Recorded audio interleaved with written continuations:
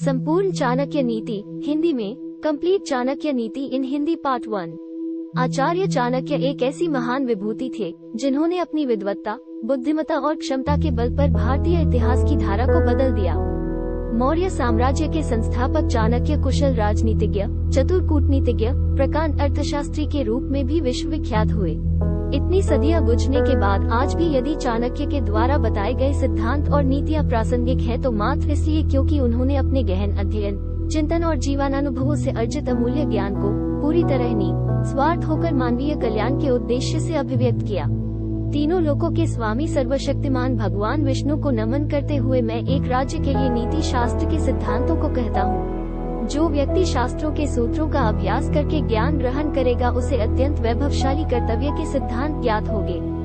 उसे इस बात का पता चलेगा कि किन बातों का अनुसरण करना चाहिए और किन का नहीं। उसे अच्छाई और बुराई का भी ज्ञात होगा और अंततः उसे सर्वोत्तम का भी ज्ञान होगा।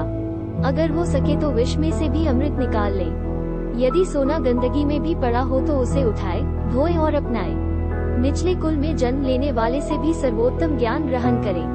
उसी तरह यदि कोई बदनाम घर की कन्या भी महान गुणों से संपन्न है और आपको कोई सीख देती है तो गहन करे।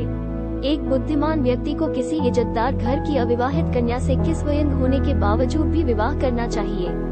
उसे किसी हीन घर की अत्यंत सुंदर स्त्री से भी विवाह नहीं करनी चाहिए। शादी विवाह हमेशा बराबरी के घरों में ही उचित होता है। अच्छा मित्र वही है जो हमें निम्नलिखित परिस्थितियों में नहीं त्यागे।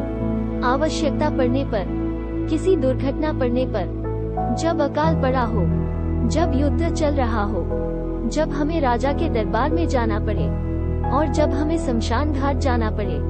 नौकर की परीक्षा तब करे जब वह कर्तव्य का पालन न कर रहा हो। रिश्तेदार की परीक्षा तब करे जब आप मुसीबत में घिरे हो। मित्र की परीक्षा विपरीत परिस्थितियों में करे और जब आपका वक्त अच्छा न चल रहा हो तब पत्नी की परीक्षा करे। बुद्धिमान व्यक्ति को ऐसे देश में कभी नहीं जाना चाहिए जहाँ रोजगार कमाने का कोई माध्यम न हो, जहाँ लोगों को किसी बात का भय न हो, जहाँ लोगों को किसी बात की लज्जा न हो, जहाँ लोग बुद्धिमान न हो और जहाँ लोगों की वृत्ति दान धर्म करने की न हो। ऐसे जगह एक दिन भी निवास न करे जहाँ निम्नलिखित 5 न हो।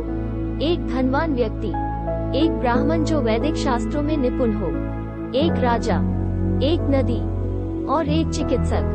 उस देश में निवास न करे जहां आपकी कोई इज्जत नहीं हो, जहां आप रोजगार नहीं कमा सकते, जहां आपका कोई मित्र नहीं और जहां आप कोई ज्ञान अर्जित नहीं कर सकते। भविष्य में आने वाली मुसीबतों के लिए धन एकत्रित करें। ऐसा ना सोचे कि धनवान व्यक्ति को मुसीबत कैसी, जब धन साथ छोड़ता है तो संगठित धन भी तेजी से घटने लगता है।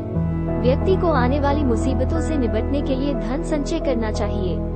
उसे धन संपदा त्याग कर भी पत्नी की सुरक्षा करनी चाहिए। लेकिन यदि आत्मा की सुरक्षा की बात आती है तो उसे धन और पत्नी दोनों को तुच्छ समझना चाहिए। दुष्ट पत्नी, झूठा मित्र, बदमाश नौकर और सर्प के साथ निवास साक्षात मृत्यु के समान है। एक पंडित भी घोर कष्ट में आ जाता है यदि वह किसी मूर्ख को उपदेश देता है, यदि वह एक दुष्ट पत्नी का पालन पोषण करता है या किसी दुखी व्यक्ति के साथ अत्यंत घनिष्ठ संबंध बना लेता है। आई होप आपको मेरा वीडियो पसंद आया होगा। Please like, share, subscribe to my channel.